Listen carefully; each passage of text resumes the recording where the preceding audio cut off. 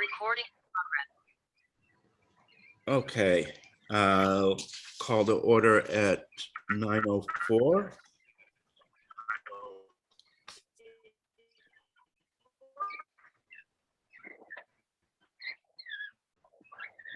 Hey, Tammy, I'm hearing a lot of background noise and choppiness. I'm going to turn off my video just in case my internet is, nope,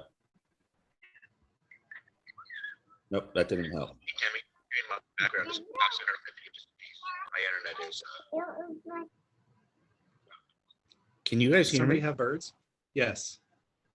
Okay. All right.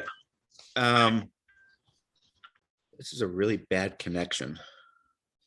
My stupid internet. All right. Well, let me know if you're having trouble. Any additions or deletions to the agenda? Nope. Okay. There is no public. Minutes. I thought I had put them together, but I went looking for them this morning and couldn't find them. So that's going to have to be done the next meeting. So I apologize for that. Correspondence, unless anybody has anything. Oh, all right, E1. This is we're being recorded, a pain in the neck. Have you looked through this new updated E1? The amount of work that has to go into this is ridiculous.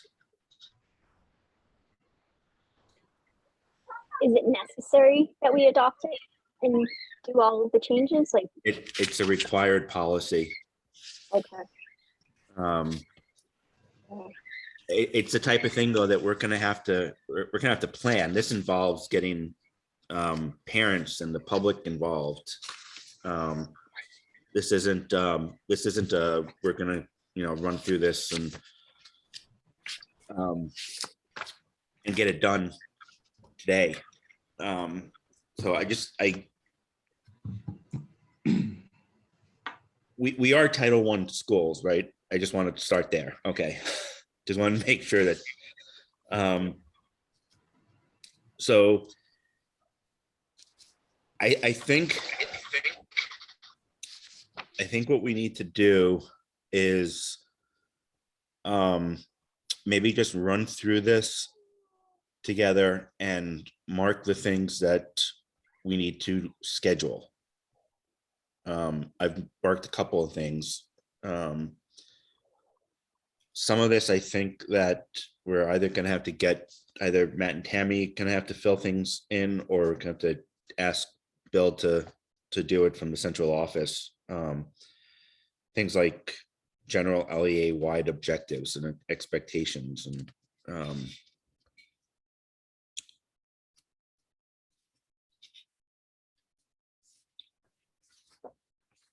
It also can be a little confusing because the definition of LEA is sometimes confusing. Sometimes it refers to the school level, sometimes it's the district, and sometimes it's the supervisory union. So that's something else to think about here. Oh, can't hear you, Tammy. Sorry. My computer.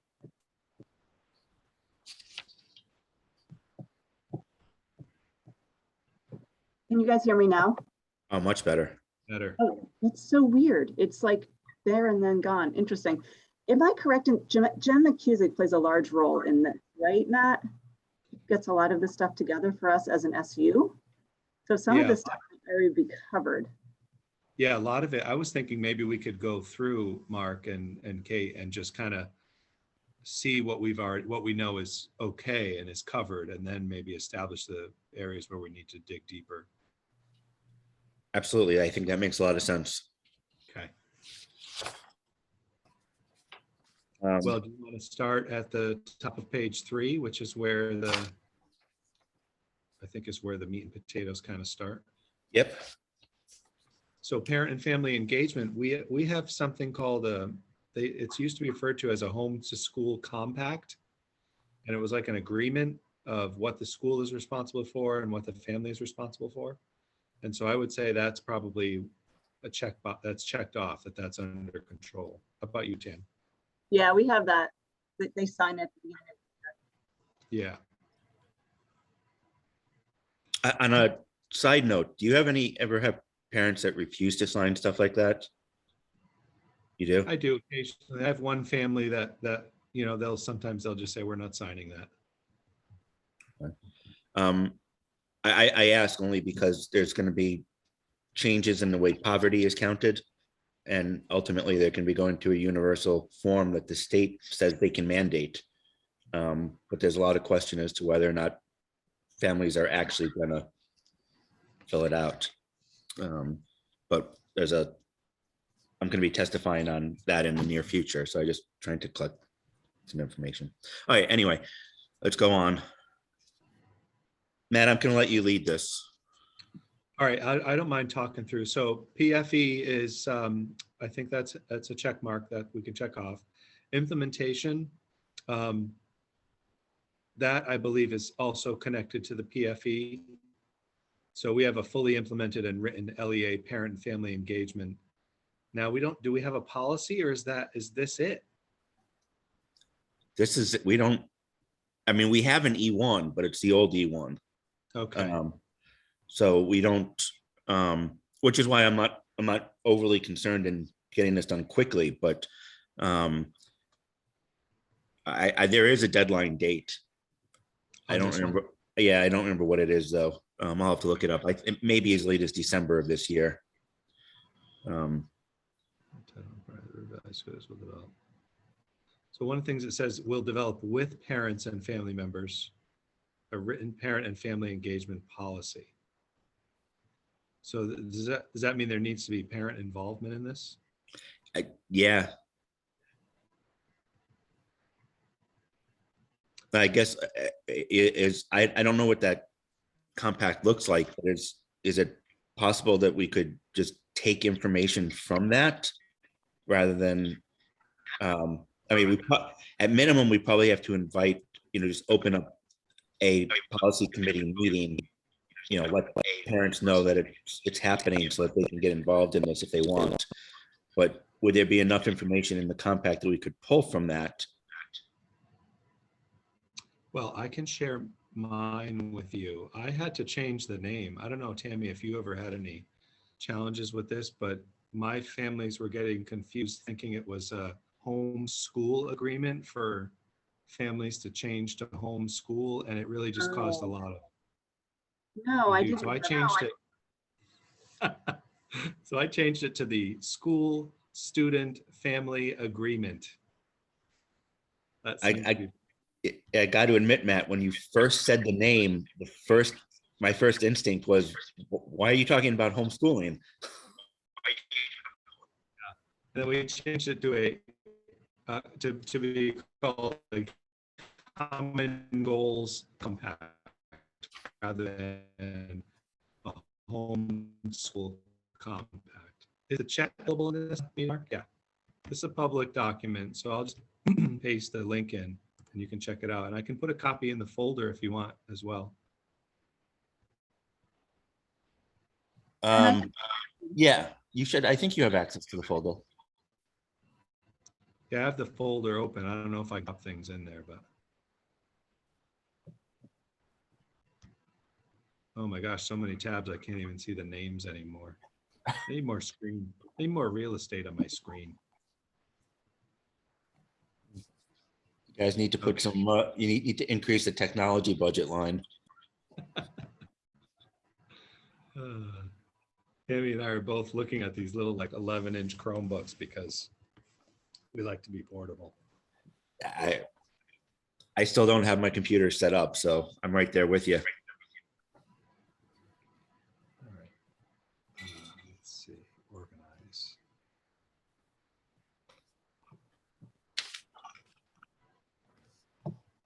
So are we going to run into any issues because the homeschool compacts are different for each school?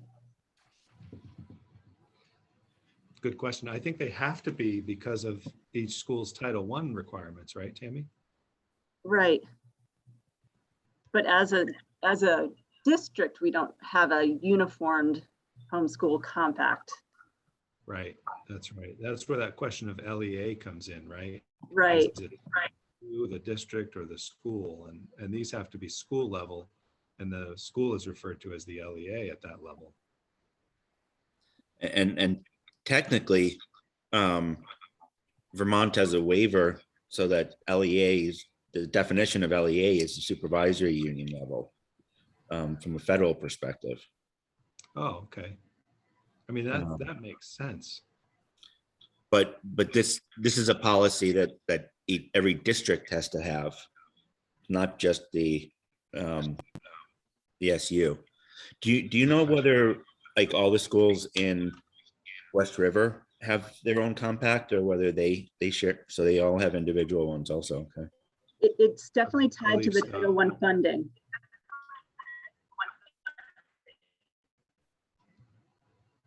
Title I and our school-wide plans, which have to be Right. individual for each school.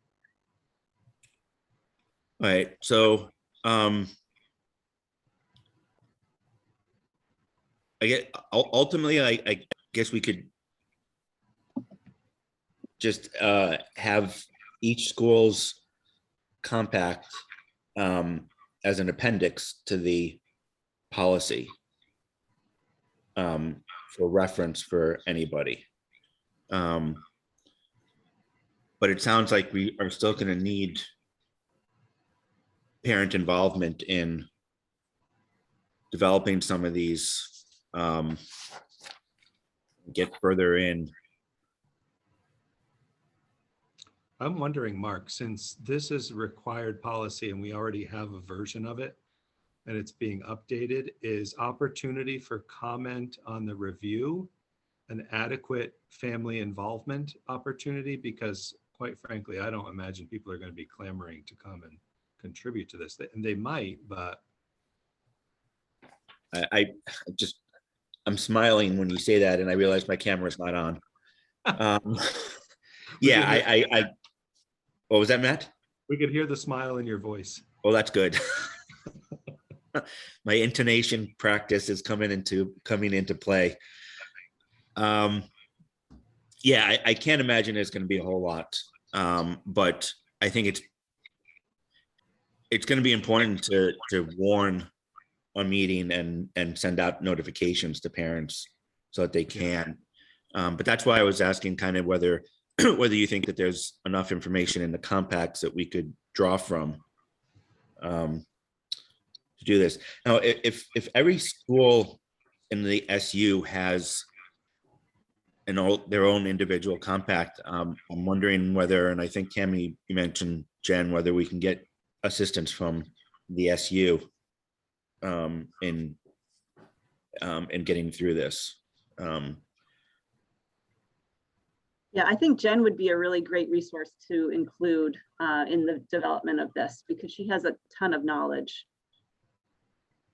Okay, can you send me her email when you have a chance? Sure. So I can't put things in the folder, Mark, in the the public folder. Yeah, where the policy documents are. Yeah, I don't have authority to do that. But I think you can if you want to. I shared the document. If you want to open it and make a copy in the, or make a shortcut in the folder, that's fine. It's a public document, so.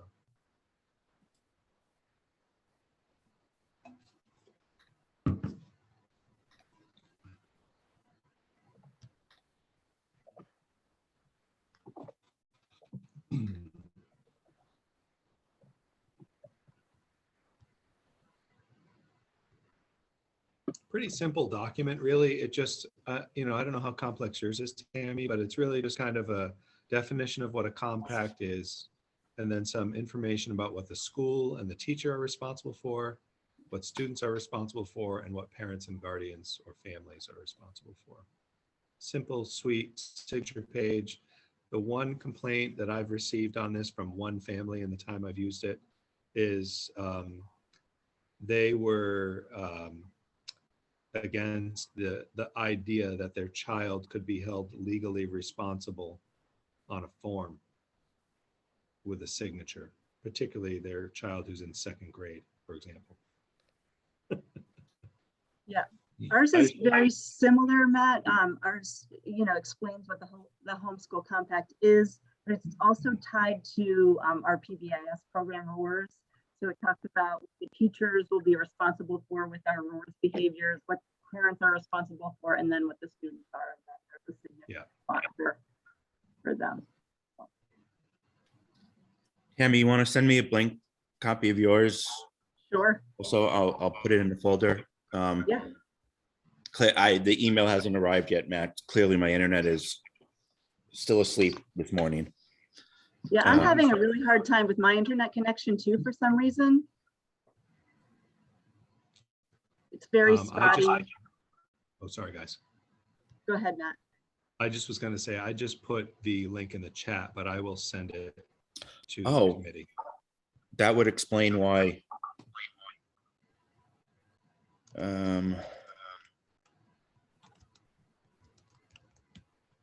Okay, yeah, if you can send it, Matt, only because I can't.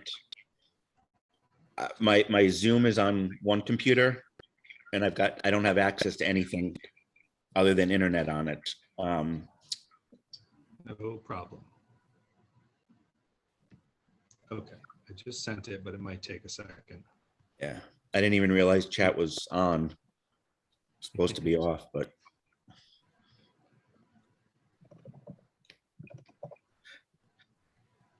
All right, why don't we just run through the highlighted sections and make notes where we need to get input and where we think that the central office can assist us. So the school year, does the school year have to be noted on there? Because this is obviously a policy you would want to, last for many school years.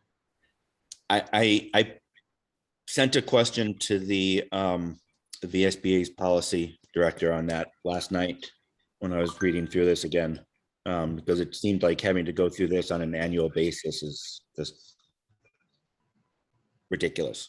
Yeah. So I will let you know when we meet next.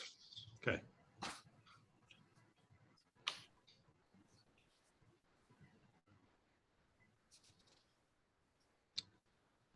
So that was the thing noted on the first page. So then part 1, general requirements and expectations, general LE-wide objectives, expectations and or goals for meaningful and effective parent and family engagement. So this seems like it's beyond the compact, right? This is.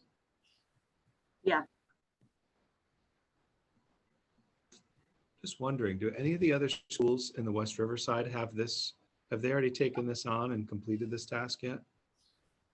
I don't know.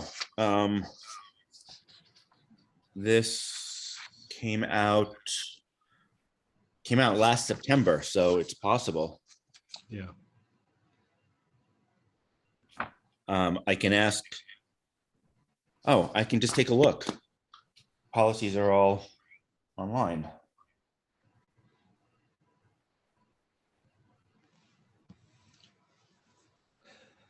Do they live on each school's website, Mark, or where do they typically live? The SUs, the WyndhamCentralBoard.org. I mean, Tammy, do you think we could list under part 1 there? Do you think we can list out some expectations and goals for engagement? Would that make sense?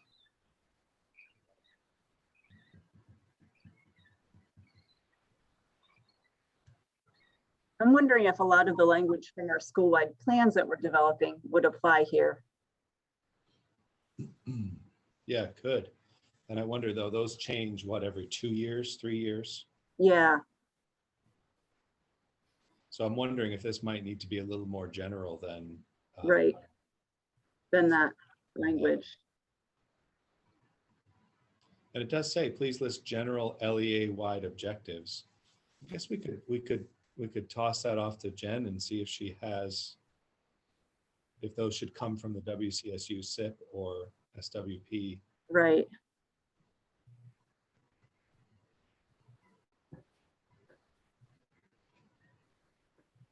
LEP. So do we have an LEA plan at the SU level as far as you know? I'm just looking at, Well, I think we might. Isn't that what we were working on off of at our last leadership team meeting? the school-wide plan. Is that what it's referring to, you think? Yeah, I do. Okay. So that would definitely be an SU level engagement plan. Right. So West River does have, looks like the updated E1.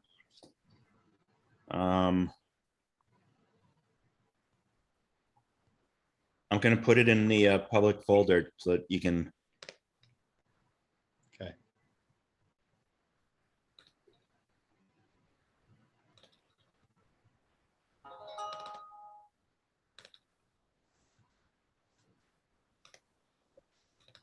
Yeah, I do think a lot of this is going to be at the SU level.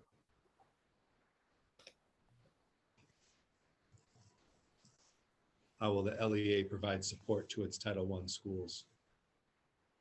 Right, and implementing the engagement activities. And all Title I comes through the SU, right? Yes.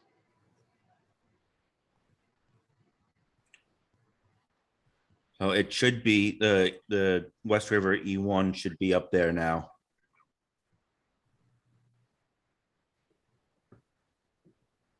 E1. Oh, wait, gotta refresh.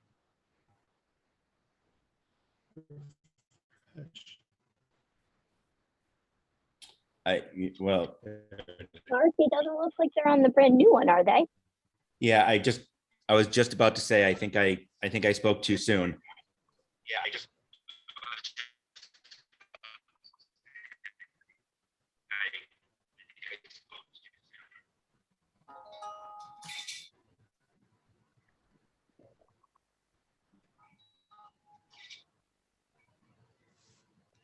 Odd because this just got posted this January, which is, And the date adopted is 12/20/2021, but it's not the new version. It's the old version.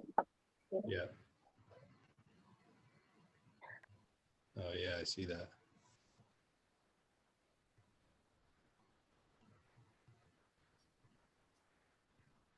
Well, it's definitely, this is definitely a thick slog. So it sounds like we have some questions we have to get through the central office about what things they might be working on, what things should be school and district level.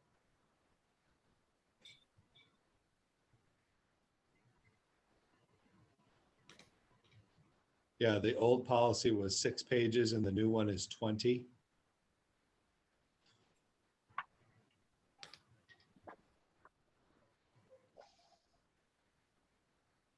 yeah, and we just updated our E1 last June. Right before they switched it to the new. Yeah.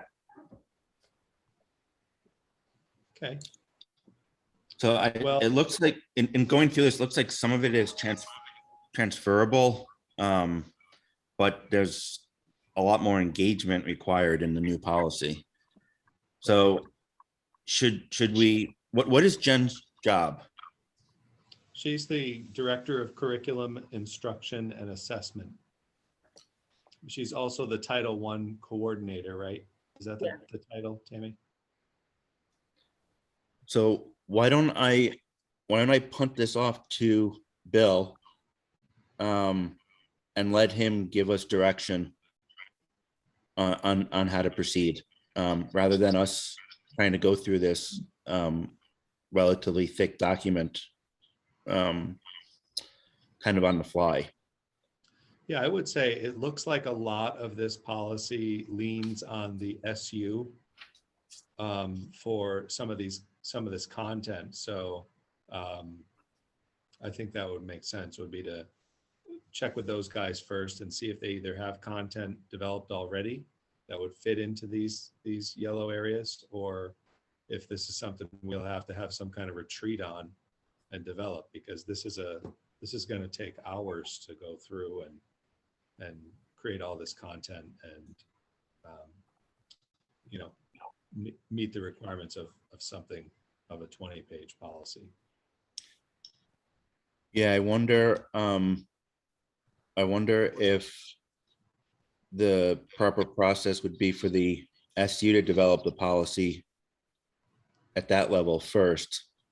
And if that's the case, Bill's just gonna tell me to set up a policy committee meeting for the SU. Right. So I'm perfectly comfortable punting this to Bill, because I personally am uncomfortable filling out this information. I don't know it. Yeah, that's fine. A good start, I think. Like I said, maybe some of the it's already been filled out and he already has it, or Jen has it, and then we don't have to struggle with it, and then we just have to figure out what we have to do from the school level. All right, sounds good. So with this 20-page document finished, let's move on to F50, the intra-district school choice program for elementary.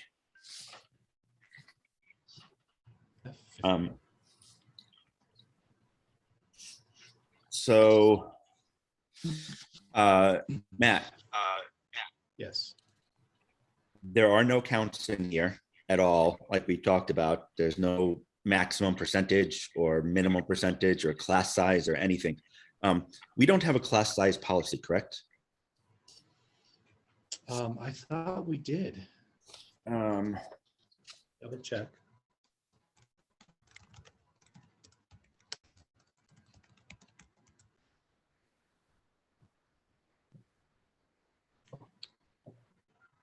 I thought we had a class size policy. We I do. almost feel like I remember something about class Yeah. size policy. D6. D6, there it is. Adopted November 1st of 21.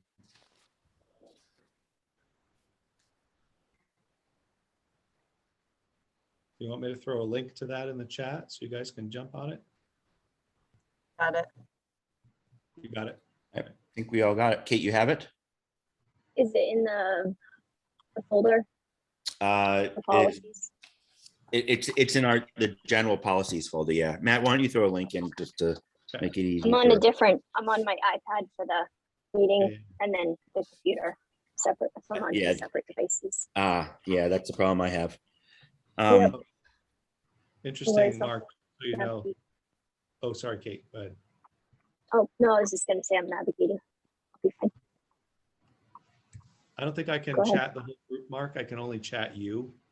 So I said, Oh, let's see if I can.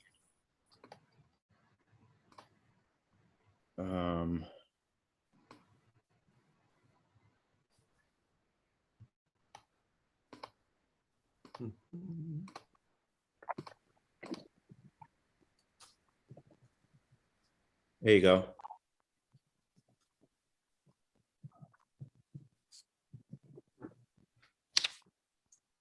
I guess that's how I got around the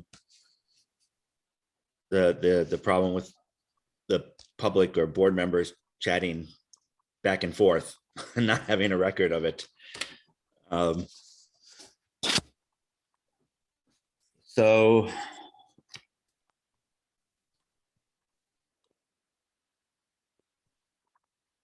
doesn't have any numbers, doesn't have any. yeah, basically it just says that you guys with Bill determine proper class size.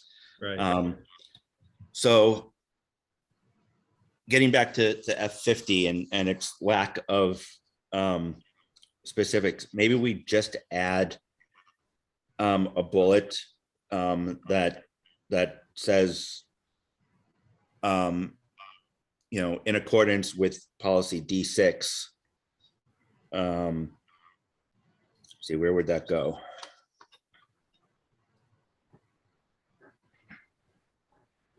In the first bullet, it makes a sentence long, but we could just add at the very end, in accordance with policy D6. Also, within the EQS, the Educational Quality Standards, it does talk about class sizes and what the averages should be. They recommend K to 3 shall average fewer than 20 per teacher, and 4 through 12 shall be fewer average than 25. So there are recommendations in the standards there. Okay. I don't know if you want to go with that. I think I read late last night, I got a copy sent to me of the VSBA's recommended updates to EQS, since the Board of Ed has that open or is just about to open up those rules. And I think it was 1 o'clock in the morning when I read it, but I think that there was an increase in those numbers at the recommendation of the governor. But either way, I Still think we have to go with what we have currently. I think I'd be more comfortable referencing our own policy, which in the implementation, referencing D6. In the implementation of that, it's going to have to be based on the EQS. Right. So I think rather than directly referencing EQS, that would be my preference. But Yeah, no, I agree. I just think that we should still use their recommendations and guidelines. oh yeah.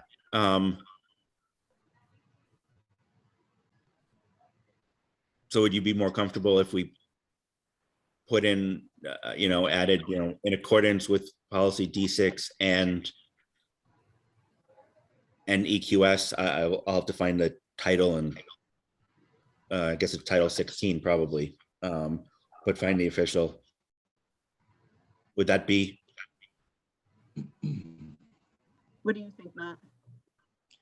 I mean, I'm almost thinking it might make sense to do, instead of saying in accordance with, but what about with consideration for, or That's a good something idea.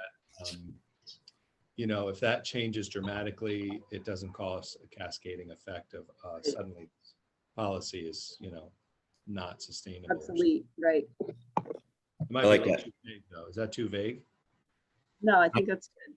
Yeah, because the policy leads to procedure D42. So you can get more detail on D42 if necessary.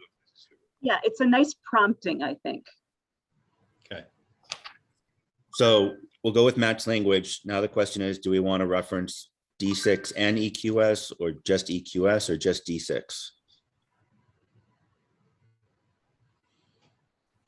I mean, I think they all kind of work together. So Right.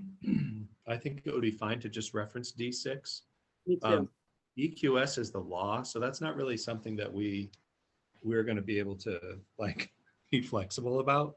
Mm-mm, Even not at if- all. So I don't feel, I mean, we can put it in there, but it's the law, and I don't feel like it's necessary. But if you guys do, I'm fine to put a reference to it in there. Kate, Tammy? I think we're covered with D6. D6, I'd say. Okay. So we'll add that. I probably should have started in the first paragraph, because I recommend we take out the line that says transportation is provided for PK through 6, only because the third bullet covers that. So it just seems redundant, and I started reading this and I was like, wait, is this our transportation policy? Right. So I have Oh, another yeah. question about that particular line, the PK through 6, because we actually don't provide transportation for our pre-K at Dover because Or Wardsboro and Worcester. because what, Kate? Wardsboro doesn't do it until they turn 5. 5 years They have an old. age. So once they're 5 years old, they can ride the bus to Wardsboro. I think it'd probably be good if we were consistent with that. I'd be happy to do that as long as it doesn't violate our guidance from the pre-K guidance, which says they have to be in ratio and the bus driver would have to be double fingerprinted and ultra secret probation and all that. Which we're out of compliance with that because we don't have enough adults right now on the bus. Yeah. So we might need to relook at that. Yeah, because that's one reason why, that was one reason why we don't use the bus for pre-K. The other reason was the little guys were falling off the seat every time the bus hit the brakes. So it was really a problem. The little kids can't touch the floor on those seats, and you know, their little bodies get slid around there pretty good. I would almost take the same tact with the transportation bullet that we took with the first bullet, which is let's reference the transportation policy, which I'm trying to find right now. So so are you suggesting that we just remove the transportation from the first paragraph and the bullet completely? No, I guess I don't want to remove it completely because I remember there was a lot of discussion about this when the policy was being developed. Okay. That it was important to make it clear that if a family chose the other school, that transportation was not going to be provided. So for example, oh, sorry, go ahead. Oh, so I don't want to take it out completely, but I would take it out from the first paragraph. Yeah. And then the second, the third bullet, I'd rework to say, And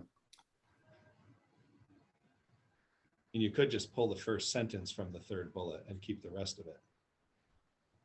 yeah, So the transportation policy, which is C3, it doesn't say anything about living in the town, or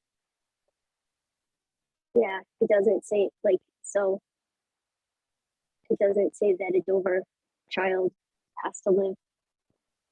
Do you know what I mean? Like, so that nuance language that you have in this policy about the child living in the town of they reside and go to school in versus like, you know, a Dover student that wants to come to Wardsboro or whatever. Like, so that nuance isn't captured in the transportation policy.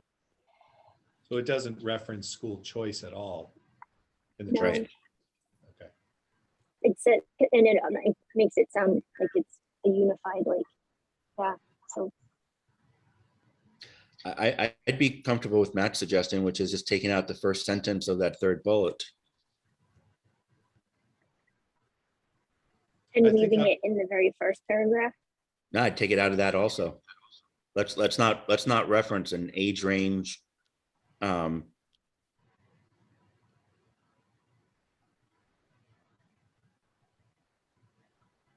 don't even think we need to reference the transportation policy. I think what's there is sufficient for what this policy is, which is school choice.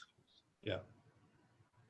I think so too. The only thing that it would be missing if we do that, let's say we take it out of the first paragraph and we take that first sentence of bullet 3 out, is what Tammy brought up about numbers and compliance with the pre-K regulations for the pre-K students. I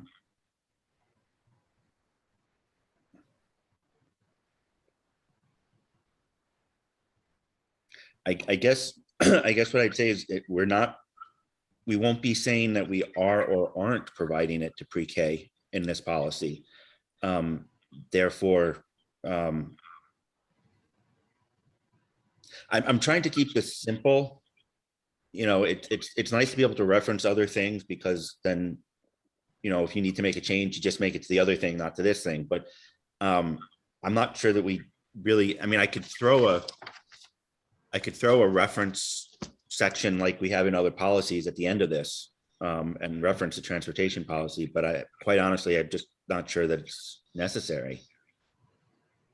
I don't feel it is. I don't know how you guys feel, Tammy and Kate. So I'm getting stuck and I'm getting hung up on the part that the transportation policy doesn't say anything about like which town the kid has to live in. So would a parent like look at the transportation policy and say, well, I'm a Wardsboro person and I want to send my child to Dover, and the transportation policy doesn't say like, no, like we won't provide transportation for you to go to the other town. So Kate. I'm hung up and I'm stuck on that. Kate, would it possibly make sense then to take bullet 3 out of this school choice policy? Take away that first sentence of it, but take the remainder where it says starts with for students choosing to attend and put that exact language in the transportation policy? I think that would solve the conundrum. What do you think of that, you guys, Mark, Tammy? Yeah. Means we'd have to reevaluate the transportation policy, but Isn't a bad thing But either. It would cover us. You know Yeah. what I mean? Like I wouldn't want to get us like put in a position where somebody's What standing on that. I don't want to do is take that out completely from 50, because the procedure D42 is what creates the implementation of this, and that's what's communicated to parents. I So agree. I think it's really important for that to be in the procedures, which are based on the policy. So I don't object to putting it in the transportation policy also, but I think it's important to have it in this policy.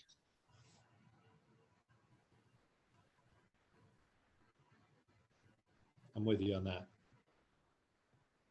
Kate, You want to leave the transport. So I'm clarifying. You want to leave the transportation part in at 50. we would remove it from the first paragraph, and we would Mhm. remove the first sentence of the third bullet. Okay. And then in the third bullet, you would take the second sentence that we are leaving there, and you would also throw it into C3, so that we're covered and it's clear in both policies where the transportation lines lie. Yes, we'll have to warn working on that policy, but I'll make a note of it so we have it on either the next agenda or the one after it.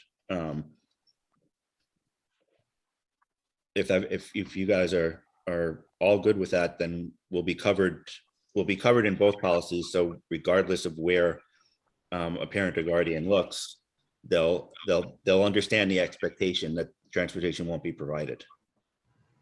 Yes, I think that sounds really clear. I think Kate's point about making sure when families go to, like if they have a question and they want to go research the answer in the policy, that the answer is there and it's clear and it's not conflicting policy to policy, that kind of thing. That's I agree completely. I definitely agree. The transportation policy isn't up for review for another year and a half, but that's no reason that we can't pull it up and do it. sounds good to me. That would be great, Mark, to add that to the next one and just make that tiny change while it's on our minds.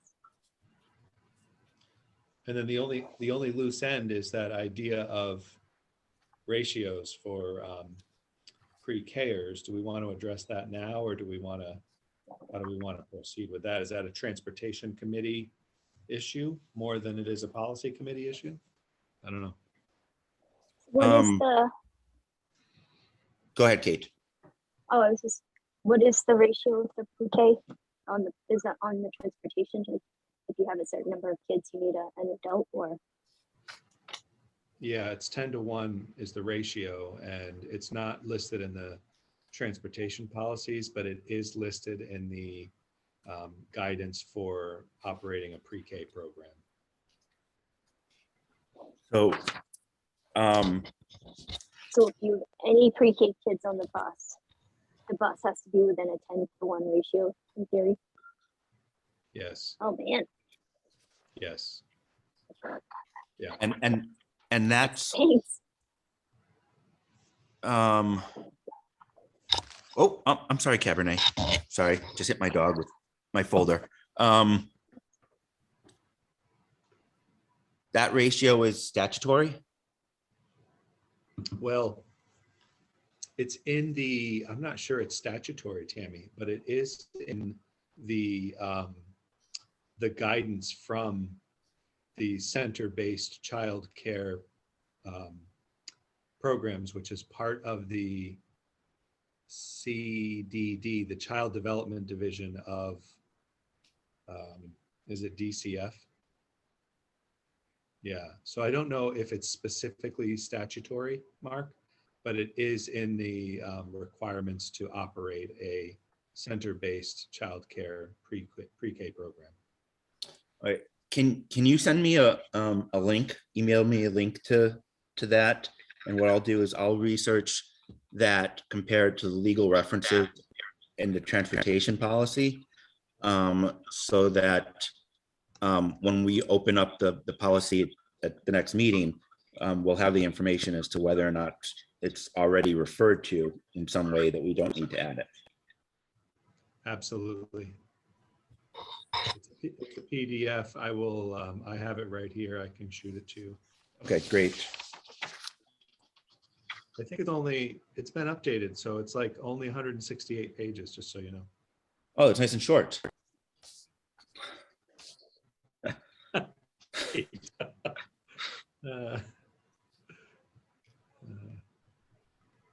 How would you like that, Mark? Would you like that an email in the chat, or how would you like that document?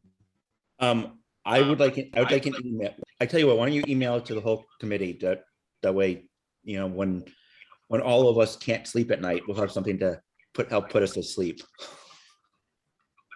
I bet Tammy can recite most of it.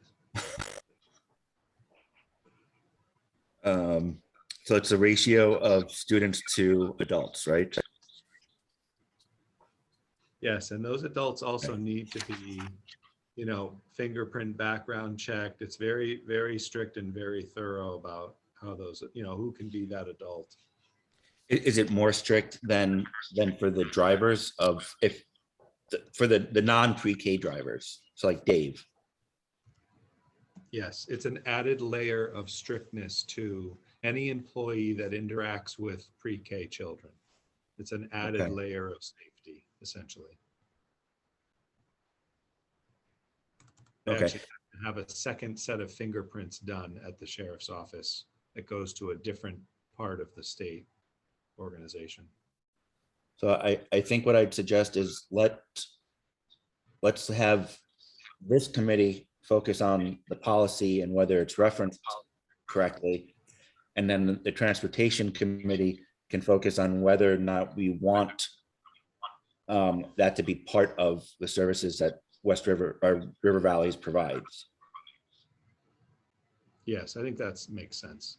Right.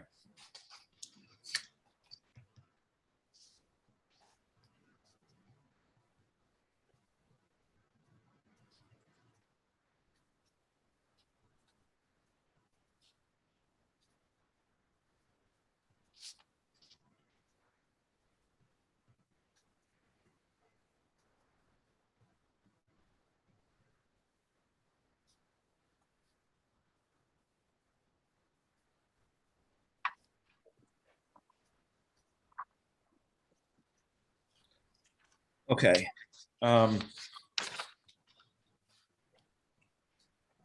Last night when I was preparing for this meeting, I went back and I watched the October 15th, 2018 RVUSD meeting, which was even before the district was operational. Just to remind myself the process that the board went through in creating F50. It's nice having those that as a reference, which is how I knew that the issue of not providing the transportation from district town to town was so important to them.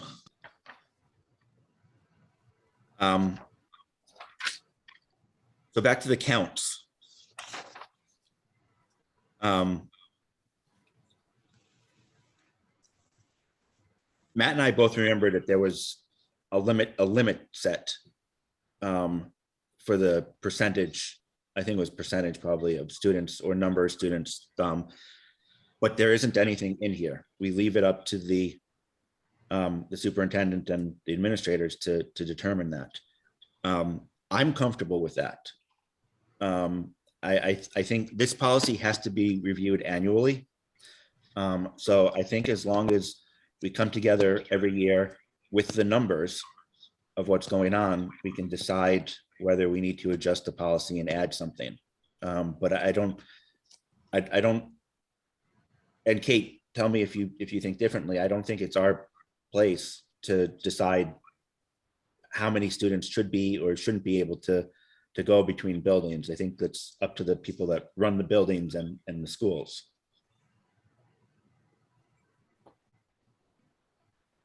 Makes sense to me. Matt and Tammy? Yeah, I'm fine with it. Okay. Do you have our current numbers? Yes, we have 6 students right now. Lori and I counted the other day who live in Wardsboro who attend Dover. Is that K to 6, Matt, or is that pre-K to 6? Pre-K to 6. So do we count pre-K since this is a K to 6? That's a good point. We don't count pre-K. I noticed that when I was rereading this policy. Because there's universal pre-K choice throughout the state. So Yeah, so it's only 5 then. 5. Yeah.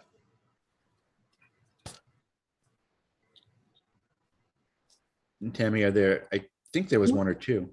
There aren't No? any Dover students. No. Nope.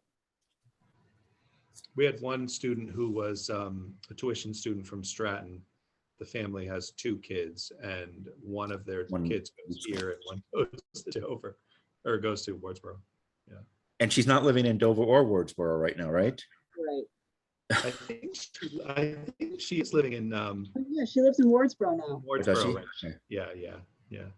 But it's temporary while there's something like Right. house being built. or Yeah, something. building a house. Yeah. Yeah. You know who that is, Kate? Oh yeah. Okay. Yep. She's shaking her head.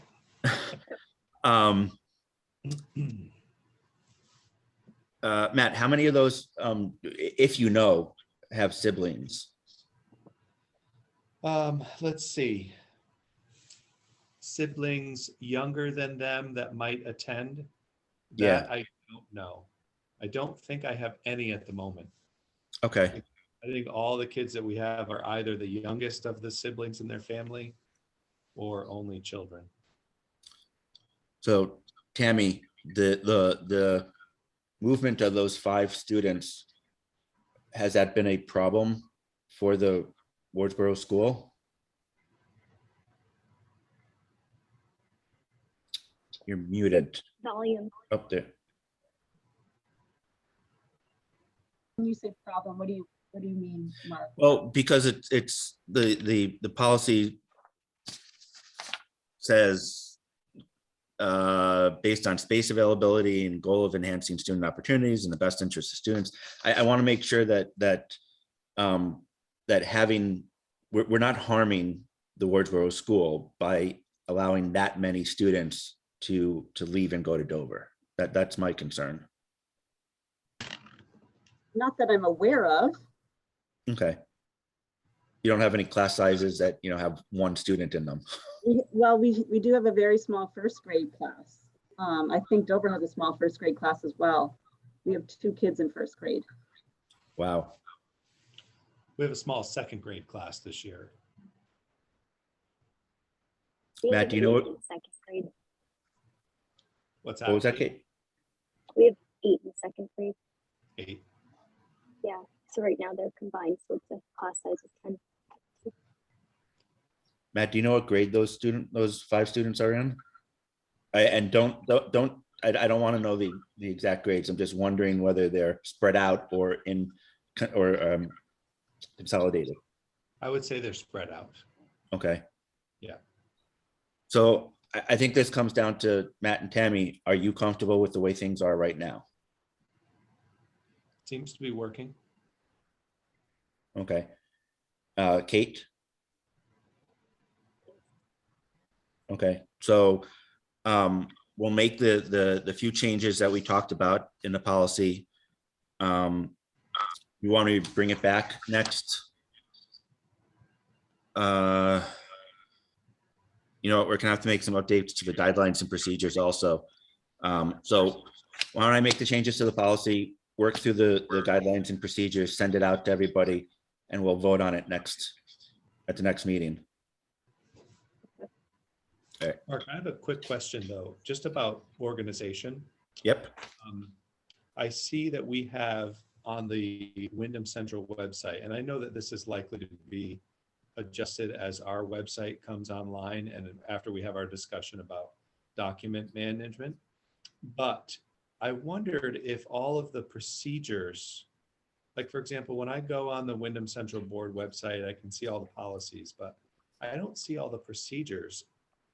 Are they organized somewhere in a central location? Okay, so that'll be part of how we do the document management as part of the website process. I'm glad you brought that up because that is definitely something that we need to work through. I think you and I spoke about it very briefly a couple of years ago. Yeah. But that there isn't necessarily even a central, an online or electronic version of all the procedures that we're probably going to have to digitize a lot of them. So that will be a process. But yeah, let's definitely for the website committee, let's definitely make sure that we include that in the discussion. Yeah, sounds good. We'll be talking about our documents in the next couple of weeks. So the only procedure I think that I actually have in hand is this one.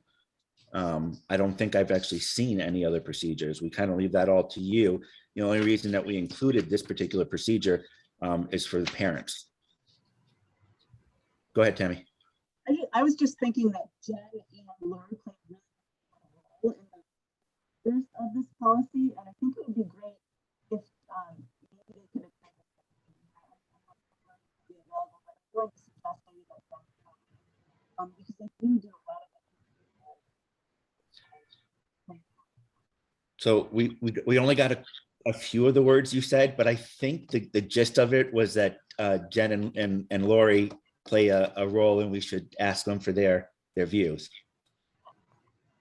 We will do that, definitely. Thank you.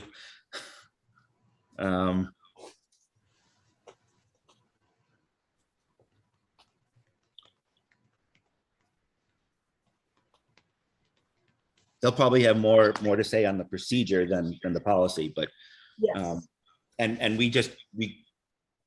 the board is working on the policy only because it was easier to do that for Bill than it was to just kind of say, go and do a policy. But that makes perfect sense. And if you guys, in reading through the procedures, have any comments, let me know and I'll incorporate them when I, make those changes also. Okay, we good to move on? So guys, we have two policies.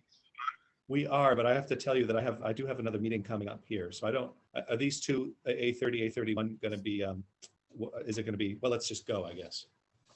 They're So I have another meeting as well. These are policies to consider. They're not required or even recommended policies. So I'm not too concerned about them.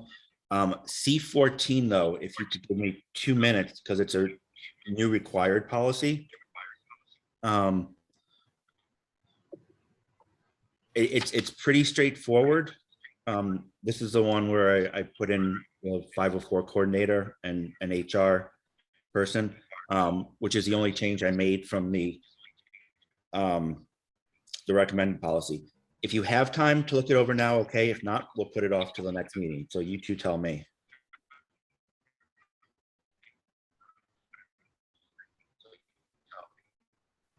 I think I can do that. It's only 3 pages. Okay. Let's do it.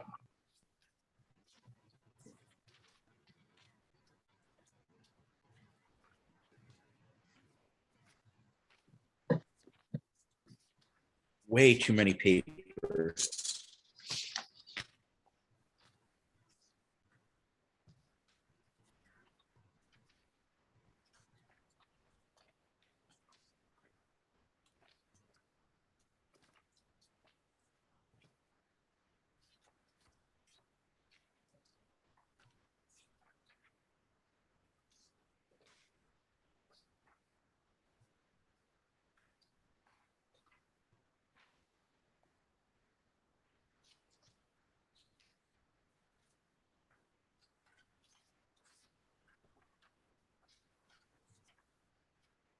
So this is a new required policy.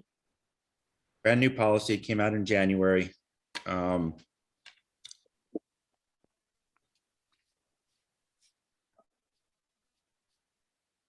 think it probably just lays out what already is practice. Yeah, it does. It looks like it so far, yeah.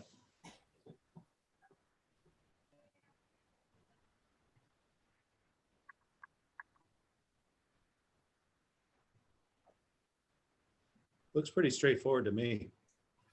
And it is the new law, so.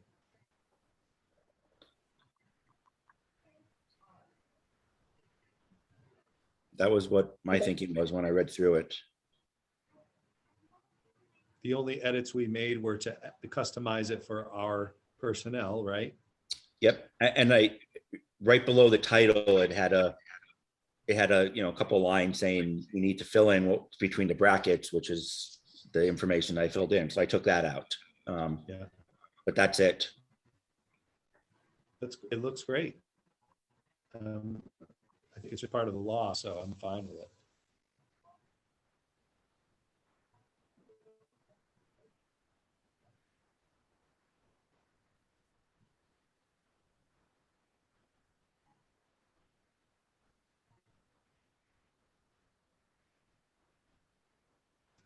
I like that it underlines that a person is not required to use this protocol and may instead file a complaint directly with the U.S. Department of Education's Office for Civil Rights. It's nice to have that. You know, yeah. I was gonna say you'll probably get a slightly slower response if you do that, but Good point. Yeah, um, I'm fine Yeah. with this. Tammy, Yeah, looks good. Kate. Good. All right. Any So concerns, Mark? what's that? Any concerns from you, or? are you- No. It really it pretty much comes right out of federal law. So yeah, it doesn't even reference any state law. It only references federal law. So if you're comfortable, Kate, you want to make a motion that we recommend to the board that they warn this policy? Yes, I would like to recommend that we bring this to the board to warn this policy C14, which is a new required policy. I will second that. Any discussion? None. Okay, all in favor? Aye, Aye. great. So we'll push 8:30 and 8:31 into the next meeting. Yep, Based on 8:30, our 8:31 to the next meeting. I put together an F-52 pledge policy, and I ran it by a constitutional lawyer in Washington, and his response to me was, "Don't touch this one." So I'm not touching this one. So that's out for now. Any other business? Nope. None. All right. Next meeting's April 8th and then May 13th. And we will adjourn. Thank you. Thank you all very much. I appreciate all the time. Thank you.